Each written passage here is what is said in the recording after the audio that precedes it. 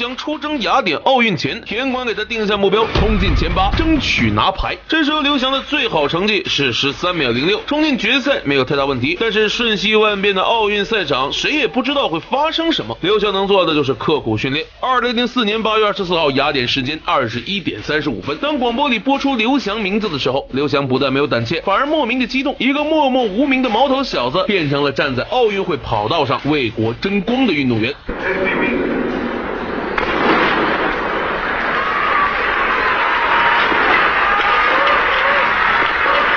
非常的顺利啊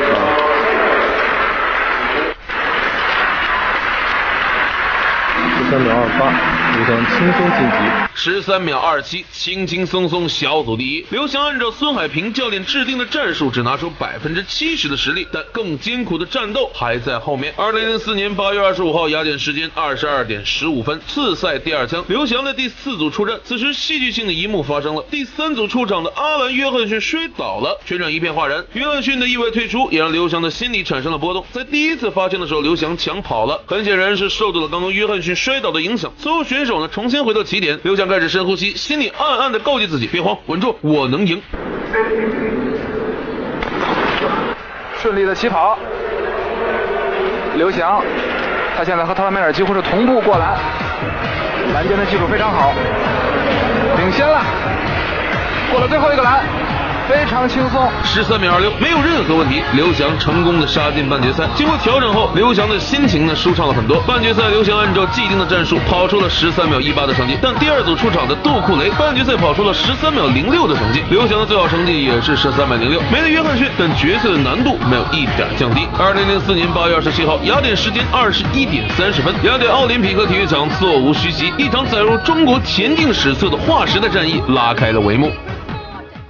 月色道，刘翔来自中国，无畏坚毅的眼神，傲视群雄的姿态。作为史上第一个杀进奥运会决赛的黄种人，21岁的刘翔脸上未见一丝恐惧，反而透露出一股王者之气，令人震撼。尽管现场观众发出了山呼海啸般的呐喊声，但刘翔的世界万籁俱寂。他展现了一个世界顶级运动员面对最重要比赛时的从容。看着身旁清一色的欧美黑人选手，刘翔准备好了，各就位。裁判的一声令下，全场瞬间鸦雀无声。诺德的体育场，刘翔只能听见自己的心跳声。伴随着比赛的发令枪响，老道的特拉梅尔抢跑了。很明显，这是战术性抢跑，就是要打乱其他选手的节奏。但这招的刘翔已经不管用了，此刻的大脑一片空灵，就是其他7道的选手轮流抢跑一次，也不能影响他分毫。所有选手重新回到起跑线，静静等待着见证历史的发令枪响。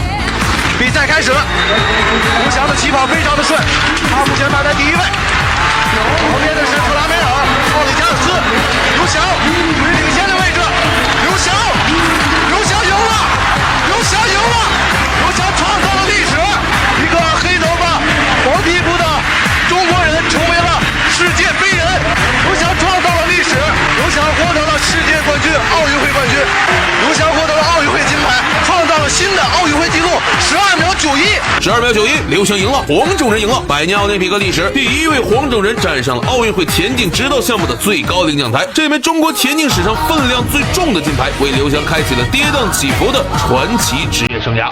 04雅典一战成。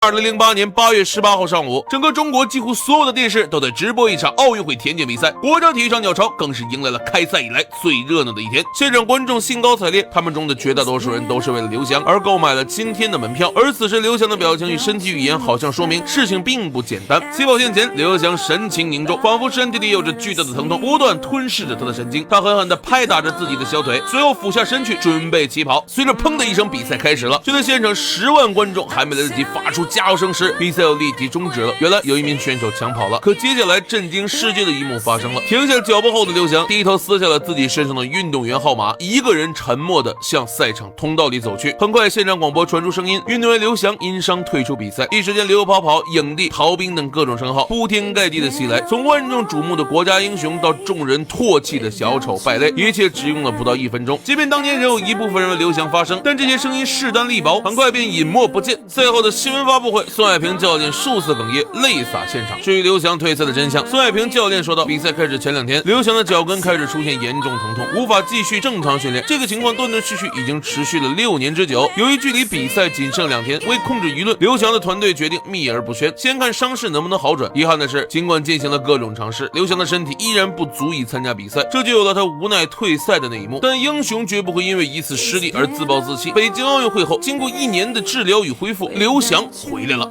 这是一场看完直播想砸电视的比赛。古巴的罗伯斯为了完成大满贯的梦想，在比赛中对刘翔采取了恶意拉拽，最终导致刘翔身体失去重心，痛失金牌。赛后他竟然还舔着脸和刘翔拥抱，脸都不要了。这场比赛就发生在2011年大邱世锦赛。刘翔在经历北京奥运因伤退赛的低谷后，急需一场世界大赛证明自己王者归来。而在他身旁的罗伯斯，距离大满贯成就就差一块世锦赛金牌。这对新老王者之间的强强对决，吊足了人们的胃口。与此同时，男子110米栏项目新人辈出，更是将比赛推向了前所未有的高潮。这将是历史上最高水平的男子110米栏的决赛。让我们屏住呼吸，一起来关注这转瞬即逝的13秒钟。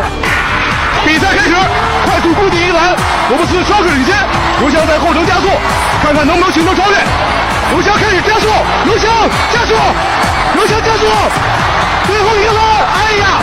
刘翔被碰了一下，很遗憾。比赛进行到第7个栏的时候，眼看刘翔即将完成超越，罗伯斯不淡定了。前几个栏他摆臂时手还是握着的，看到刘翔即将超越，他的摆臂动作明显张大，同时将手掌张开，有意去拉拽刘翔。在第1次拉拽失败后，第2次拉拽直接打到了刘翔的手臂上，刘翔的节奏明显被打乱了。最后一个栏更是直接用手臂阻挡刘翔冲刺，最后刘翔彻底失去重心，仅获得第3名。赛后，中国代表团第一时间提出申诉，国际田联呢很快做出回应，取消了罗伯斯的冠军成绩，但比赛不会因为一个人的犯规而重赛。刘翔最终获得银牌，美国选手理查德森幸运地夺得金牌。